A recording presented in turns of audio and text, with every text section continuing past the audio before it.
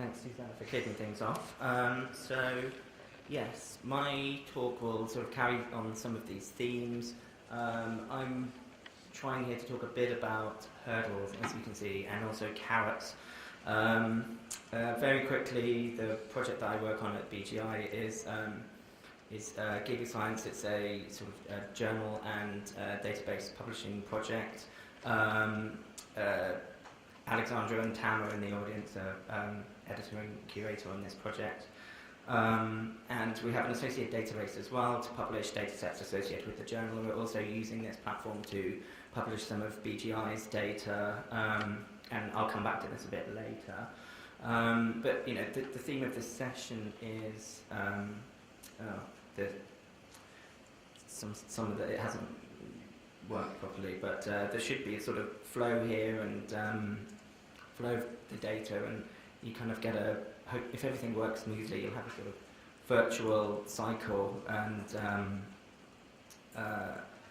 in this session, we have representatives, hopefully, of funders, data producers, people from databases and journals, and all of us here are users. So these are the people who kind of are involved in this, and key people and stakeholders who kind of control this. So ultimately, it's about being able to reuse data, but obviously there has to be sort of compromises here, and you have to sort of balance the amount of effort and cost and time to make your data available in the most usable way. I'm trying very hard not to break the rules of genomics conference bingo and mention Moore's law and the sort of technical issues, but these are huge, obviously, and ultimately to maximise a lot of these things, anything that can be done to sort of help lower the hurdles, help lower the hurdles is essential, really. And Susanna set the scene very nicely, talking a little bit about standards, and Philippe as well in the session will talk about ISA infrastructure. I really like the Pride tools that the EBI made for handling proteomics data. Anything to sort of automate these processes, make it easier for people to submit data, curate data, things like that. Definitely really help, and hopefully this will be covered a bit later. And obviously, cloud will help in a lot of these data handling issues, reproducibility issues. I don't know if Volk is going to possibly touch on this later. Other questions people are asking as well is, do you actually really need to store all of the data? What's the role of data compression? And in our launch issue of GigaScience, we're going to have there's a nice sort of opinion piece by Guy Cochran and Ewan Burney on their their sort of CRAM data compression tools, and they're trying to get opinion and feedback on what people really think about. They're sort of hypothesizing, saying that is it worth prioritizing and sort of ranking data on how precious it is, and have lossless compression for the most precious things. For some reason, they use some of Jack's data as an example of the most precious data, but all the way to kind of verification experiments, and should you just either throw them away or just massively have lossy compression, for example. So please, we've got copies of these outside, and if you'd like a PDF, I can forward to you. It'll be in the launch issue of the journal, hopefully at the end of next month. And so, this picture hasn't worked out really, but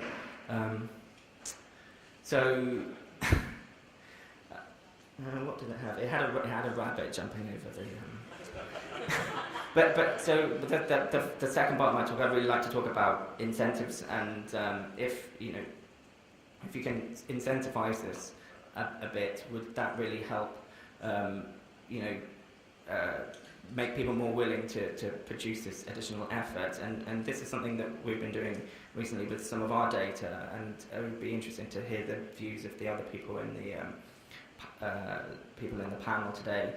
So there's been a lot of talk in the past about data producers would like credit for making their data available. For example, there's been editorials and things written over the years.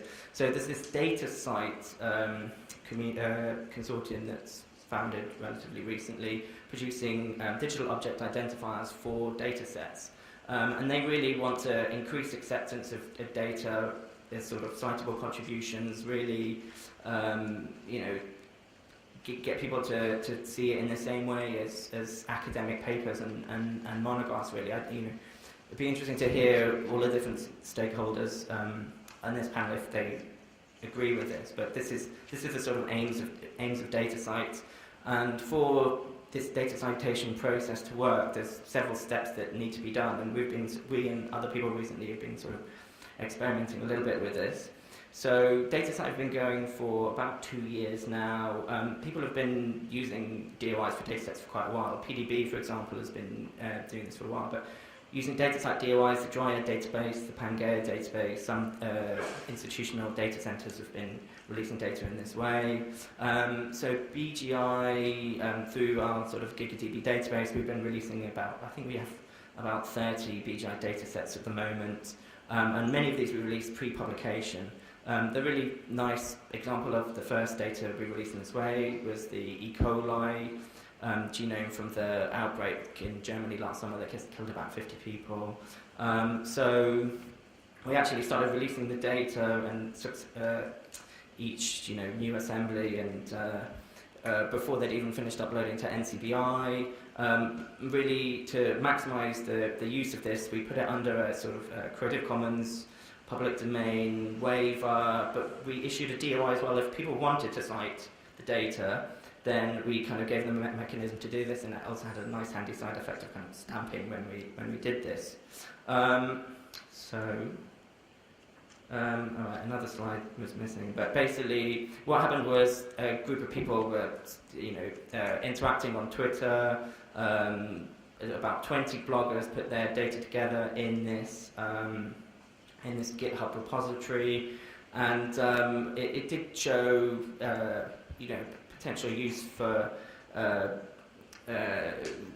disease outbreaks and things like that, releasing data in this way, and still releasing citable data pre-publication didn't prevent a really cool article being published in New England Journal of Medicine, so that the journals seem to be okay with this form of data release. We've taken this a bit further now with some of our subsequent data sets, and we've had some of our data with DOIs in Nature Biotechnology and Science, although that hasn't quite worked. And there's a lot happening with data citation in the last few months. F1000 Research has launched, and they've systematically been asking asking the publishers their views on and policies on pre-publication release of citable data, and pretty much all of them said it was fine apart from Cell for some reason. But generally this seems to be okay, and so the next step really is data citation means you have to cite the data.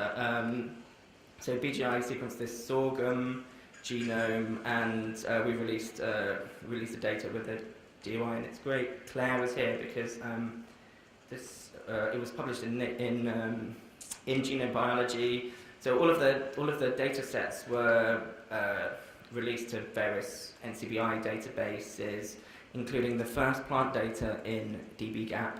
But we also had the data, all of this data together in a citable form in our GigaDB, and in Genome Biology, I think for the first time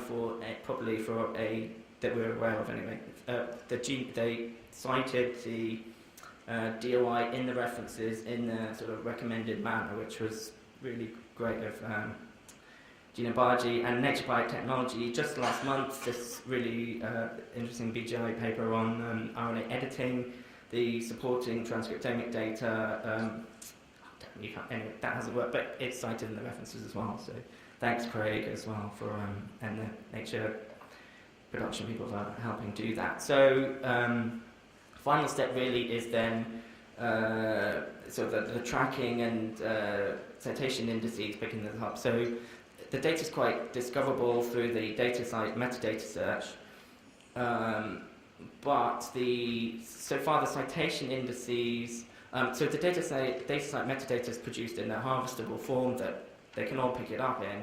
Microsoft Academic Search are currently picking up this data.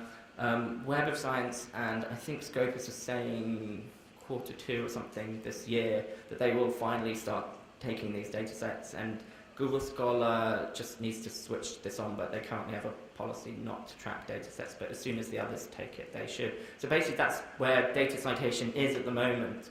And hopefully this is a carrot to data producers. I'd like to ask the panel later if they think this is a tasty carrot that is useful, and for it to be adopted as well, people have to put it in their, let their funders know about it, put it in their CVs, things like that. So that's basically where it's at the moment. So I'd just like to thank BGI for supporting GigaScience, the other people in the GigaScience team, and we're also working on tools to sort of analyse this data sort of downstream with collaborators in some of the Hong Kong universities. And very quickly, just like to plug our special series relating to this meeting. We really want to have articles highlighting best practice in genomics research. We're already reviewing some papers, so if you're interested in submitting something to this series, please contact me or grab us at the meeting. All right, thank you. So yeah, I don't know how much time we've got, but might be able to take a quick question now, or at the end we can, if there's time left, we can have some more questions. Anything?